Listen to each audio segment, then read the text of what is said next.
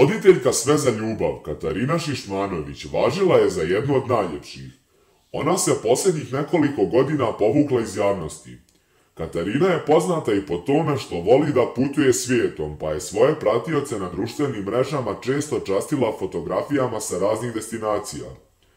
Član zadruge Branislav Radonjić Brendon je na svom Instagramu objavio fotografiju sa Katarinom. U opisu je stavio: TV lica kao sav normalan svijet. Katarina izgleda neprepoznatljivo. Ona je napravila pauzu da bi mogla da se posveti studijama i obrazovanju, a prošle godine je završila master studije političke ekologije na Fakultetu političkih nauka u Beogradu.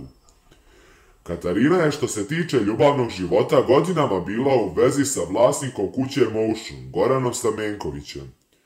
Nakon raskida udala se za biznismena Dejana Kitića, sa kojim je bila 2 godine u braku.